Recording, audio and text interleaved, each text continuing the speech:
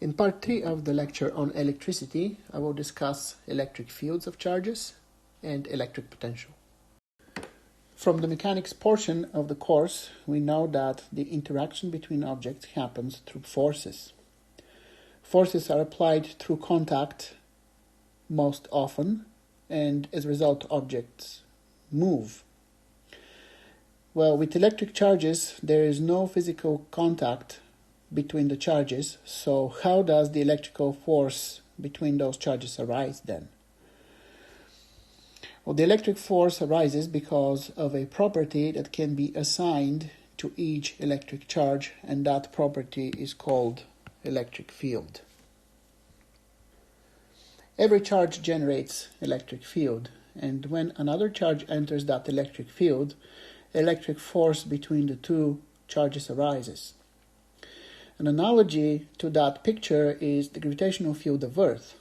Any object that has a mass that enters the gravitational field of Earth will experience gravitational force towards Earth. So for electric charges, the same thing happens. The equivalent to mass is the electric charge itself, or the amount of charge itself. So when two charges are in each other's vicinity, or in other words, they are in the electric field of the other charge, electric force arises between the two.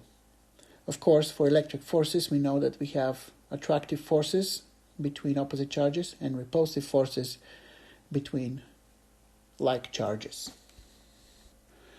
So, if I wanted to calculate the electric field of a certain charge, a certain distance from it, it can be calculated as the product of the electric constant, the amount of charge, divided by the distance from this charge to the second power. So E here denotes the electric field of a charge Q, a distance r from that charge. The units for electric field are newtons per coulomb. Now let's look at the following situation. Here is my charge Q that generates electric field in the space around it. And so here the electric field I've denoted with those blue dots. And now let's introduce a different charge Q in that electric field. We already know that the result of this will be the appearance of electric force. Let's assume, and that is irrelevant for the discussion, that this force is attractive. Then the question becomes, what is the relationship between the electric field generated by charge Q, the force between the two charges F, and the charge of the charge introduced to that electric field? And the answer is that the electric field is equal to the force of interaction between the two charges divided by the amount of charge introduced to the electric field. So the electric field of a single charge or a system of charges is a very abstract concept. Obviously, it's very hard, it's impossible to visualize really. So we have a way to map conceptually the electric field of individual charges and a system of charges so that we can visualize how the field spreads around charge or a system of charges.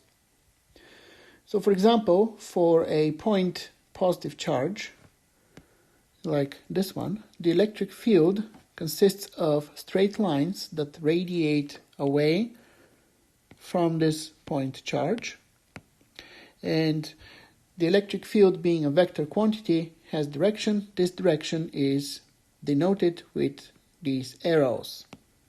So for a point positive charge, the electric field lines point away from the charge. For a point negative charge, the electric field lines point toward the charge. So they all converge towards the charge. Now let's see what happens when we introduce one charge in the electric field of another charge. Let's consider a positive charge. And so we know that the electric field of this charge radiates out,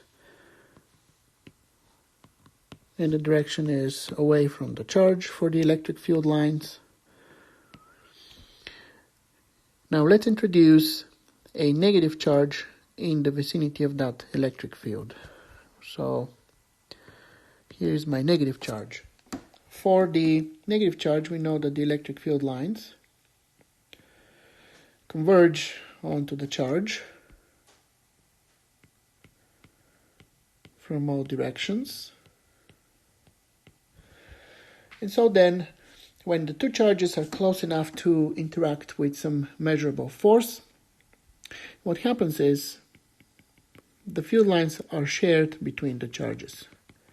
And I will draw later a better picture of that electric field. But now, as you can see, since the electric field lines start from the positive charge and end on the negative charge, this can be understood as the arisal of an attractive force between the two charges. The picture is different when the two charges that interact with each other are of the same kind, either both positive or both negative. So let's consider two positive charges. So we have the electric field lines of this point, positive charge, radiate away from it. Let's introduce another positive charge in the vicinity. For this positive charge, the electric field lines also radiate away from it.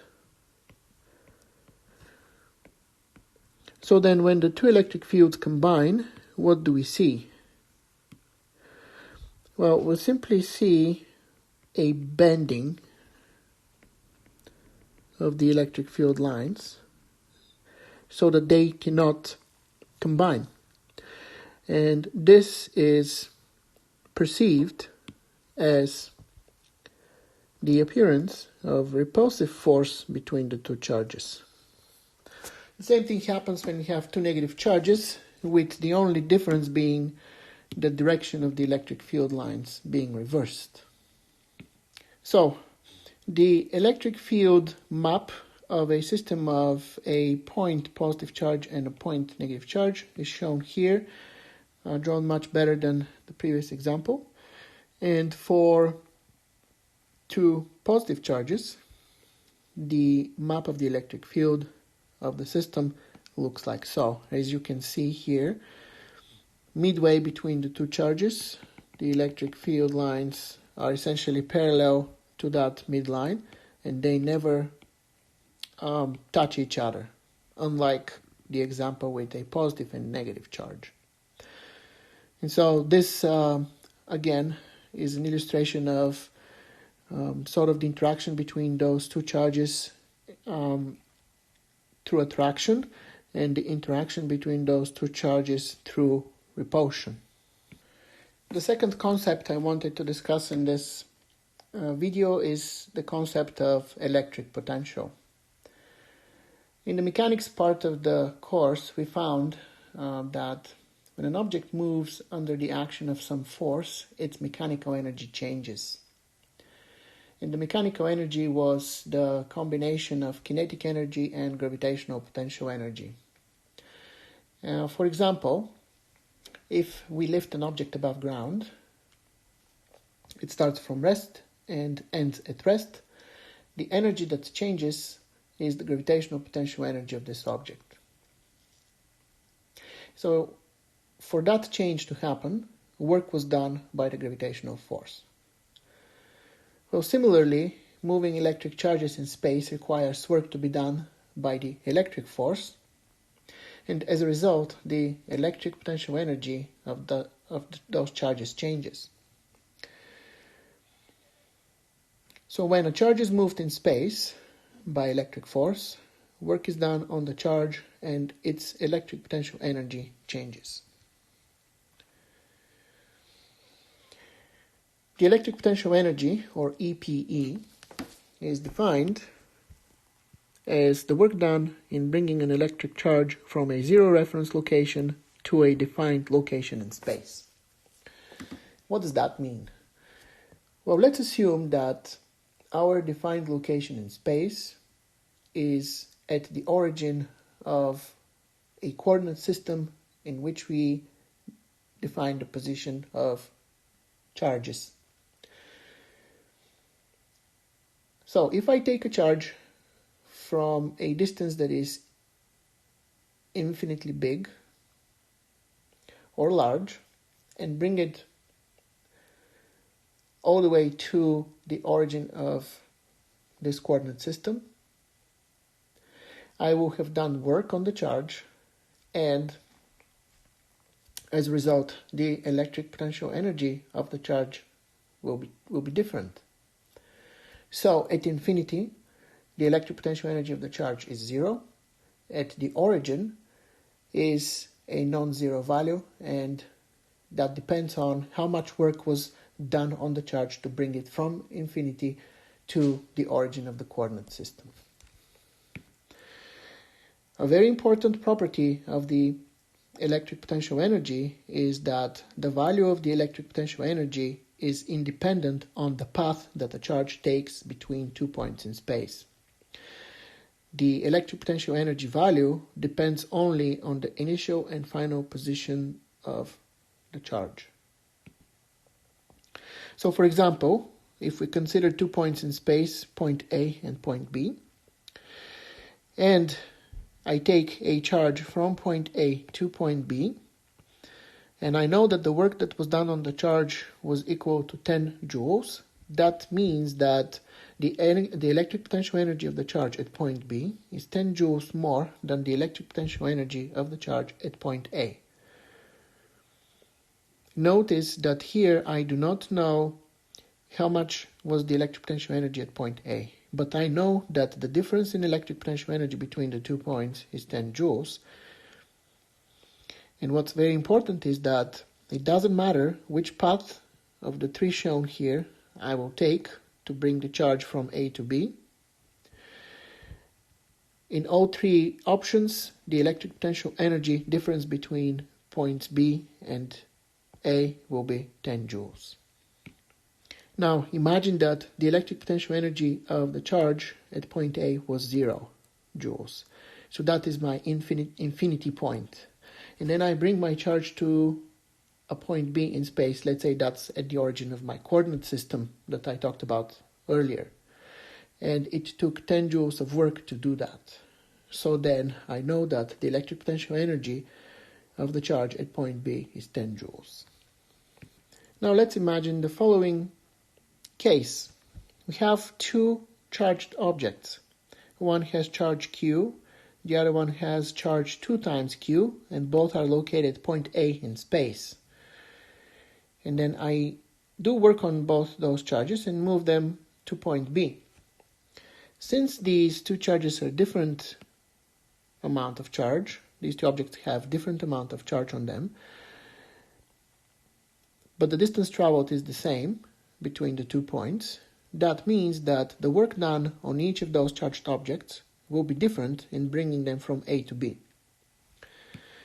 Which then means that the electric potential energy of the object with charge 2Q is larger than the electric potential energy of the object with charge Q at point B. So here we see that there is dependence on the electric potential energy on the amount of charge that's being moved between 2 points in space. To remove the dependence on the charge, let's consider the ratio of the electric potential energy to the amount of charge moved.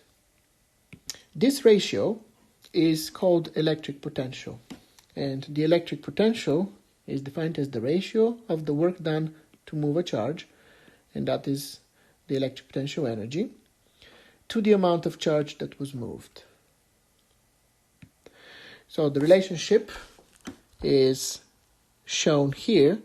The electric potential V is equal to the amount of work done to move a charge or in other words, the electric potential energy that the charge gains as it moves between 2 points in space, divided by the amount of charge moved. The units for electric potential are volts, and you are very well familiar with that unit because any battery that you have used has the value of the electric potential between the two terminals of the battery listed on the battery itself. So we know that there is 1.5 volt batteries, 3 volt batteries, 9 volt batteries, 12 volt batteries, and so on and so forth.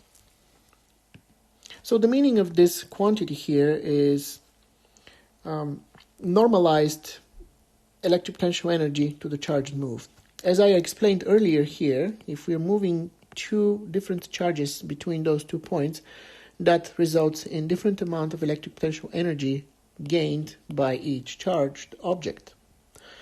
But if we divide the electric potential energy for each charged object by the amount of charge moved, then that defines the the value of the electric potential at point B with respect to point A, and this is now fixed, and it doesn't matter how much charge is moved between the 2 points because the amount of energy gained will vary per the amount of charge moved, but when we divide by that amount of charge, then we get the same ratio no matter what amount of charge we are moving. Now let's do a few examples to illustrate the concepts discussed in this video. What is the electric field 2 meters from 8 coulomb positive charge? Let's list the information that we have from this problem statement. The distance from the charge is 2 meters. The amount of charge is 8 coulombs, and not stated in the problem, but we assume we know it, is the electric constant, which is 9 times 10 to the 9th Newton meter squared per coulomb squared. Since we are looking for the electric field produced by this charge, that distance from it, the formula that can give us that number is the first formula I showed for the electric field. So the electric field of this charge is equal to the product of the electric constant, the amount of charge, and is divided by the square of the distance from which we want to measure the electric field. So this, substituting the numbers, gives us 9 times 10 to the 9th newtons meter squared per coulomb squared times 8 coulombs divided by 2 meters to the second power, and that is equal to 1.8 times 10 to the 10th newtons per coulomb. Now let's do another example. What is the force on an electron in a 400 newtons per coulomb electric field? What is the acceleration of the electron? In this problem now we know the force. We want to find the force that an electron experiences in a 400 Newton per Coulomb electric field. So here we know the electric field value. We know the charge of the particle that's in that electric field. That is the charge of the electron. We want the force. So this means that we need to use the other formula for electric field. The electric field is equal to the force that acts on the charge Q that enters that electric field, divided by the amount of charge. So from here the force is equal to the amount of charge times the electric field. The charge here is the charge of an electron, so this is 1.6 times 10 to the negative 19th coulombs times the electric field value, which is 400 newtons per coulomb. This gives us 6.4 times 10 to the negative 17 newtons. The second part of the question is, what's the acceleration of the electron? The acceleration of the electron can be calculated simply by using Newton's second law. The acceleration is equal to the force acting on the electron divided by the mass of the electron. So this is 6.4 times 10 to the negative 17 newtons divided by 9.11 times 10 to the negative 31 kilograms.